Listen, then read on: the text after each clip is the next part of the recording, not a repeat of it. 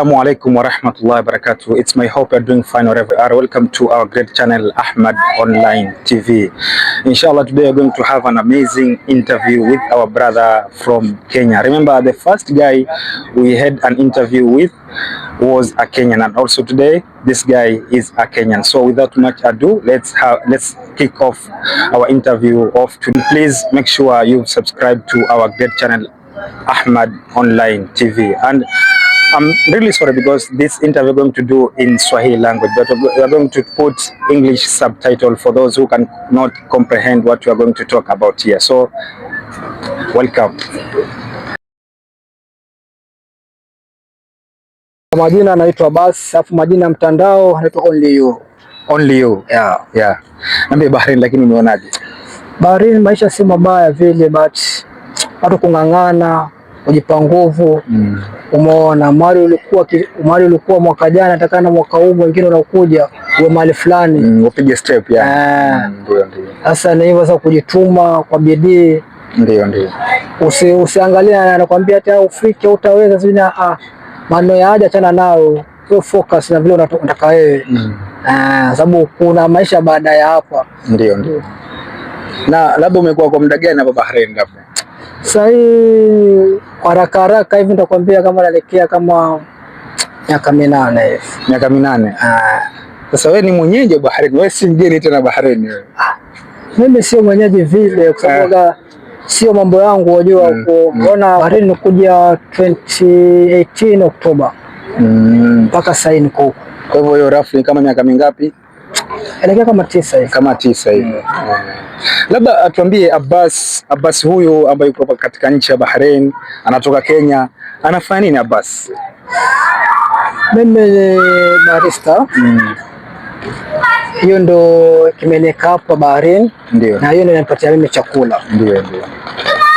Barista, labda kuna mtazamaji ambaye kwa anatizama akisikia barista labda inamkanganya, anapata shida. Barista ni nini? Ungetufafanulia tu kwamba barista ni mtu wa aina gani? Barista ni ule mtu anatengeneza coffee, serve customer, ndio. Kufanya cleaning as a barista, to make the bar to be clean, everything is for barista. Okay. Kwa hivyo tukisikia mambo na cappuccino, zile espresso, hiyo ndo barista sasa. Hiyo ndo barista. Ndio. Na hizi kazi hapa nchi ya Bahrain zinalipa vizuri ama zina tashwishi? Inalipa but ina depend na experience yako.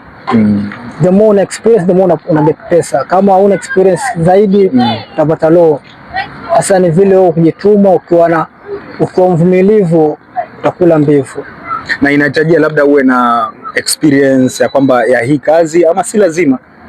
Ni lazima, ama pia kama utakuwa kuna knowledge.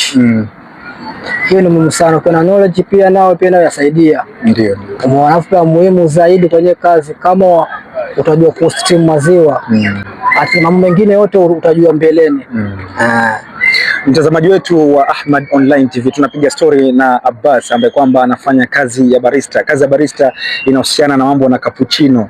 Ile ni jina la Kitaliano kama sijakosea. Kwa hivyo tunapiga story naye, andamana nasi hadi tamati, na ikiwa ndio mwanzo umejiunga nasi hakikisha kwamba umetusaidia kusubscribe katika channel yetu ya Ahmad Online TV. Hii kazi yako lazima una changamoto 2-3.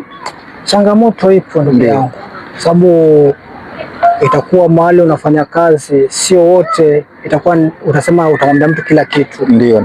Umeona mastafu wenzako wengine ni nyoka wana.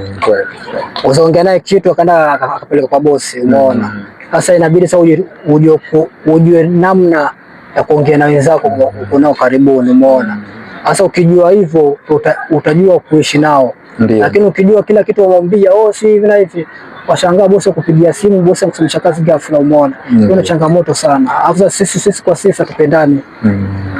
Umeona. Na tuseme kwamba katika changamoto nyingine labda tukiongezea ama nikiuliza vipi katika upatanaji wa hii kazi? Je, watu wengi wanaweza kuipata kazi kwa urahisi ama una ugumu fulani kuipata kazi? Kuna ugumu fulani kwa sababu pia kila kitu ni connection. Unaweza jituma uka-apply mpaka mwenyewe ukakata tamaa. Lakini ile kujuana na watu na pia kama wewe pia mchapa kazi utapata kazi. Ndio. Yaani kama uko si mchapa kazi huwezi pata kazi. Sababu unaweza connectiwa mahali ukachukuliwa, mwisho wa kwisha ukaja ukacha kazi, itakuwa ushamharibia yule jamaa mwingine. Hata kwa nafasi pia ikipatikaniwa haizi pewa. Kweli. Sasa hiyo ndio changamoto iko. Sasa watu wengine wanaogopa kwa kupeana na nafasi kwa wengine. Ndio. Nakwambia peleka tu CV basi. Labda kuna yule mtu ambaye kwamba anataka kuja hapa nchi ya Bahrain, anataka kufanya kazi ya barista kama wewe, na ujumbe wote, ana ushauri wote wa kumwambia kukuja na kazi ya barista kutoka Kenya mpaka hapa, hiyo ni mimi sasa namdanganya, hiyo ni uongo. Ndio kwamba tu kweli ni uongo. Unless uje na kazi ya security. Umeona kama mwanamume aje kazi ya security, apambane mwaka, shamaliza mwaka, atafute kazi yake.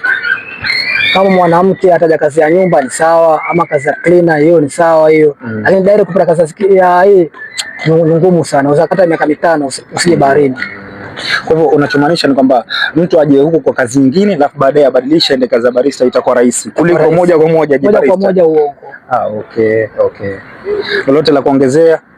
Kuongezea tu ni sina mengi ya kuongezea, ndugu yangu. Ni hao tu machache. Asante sana basi kwa muda wako, na inshallah tutapanga zaidi ili tuzidi kuzungumza zaidi, kwa sababu kuna watu pale nje ambao hasa nchi zetu za Kiafrika, nchini Kenya, labda mtu anataka kuja huku lakini labda hajui namna gani ataanza. Kwa hivyo tutazidi kupiga story ili tuzidi kuwashauri ndugu zetu ambao katika nchi yetu ya Kenya.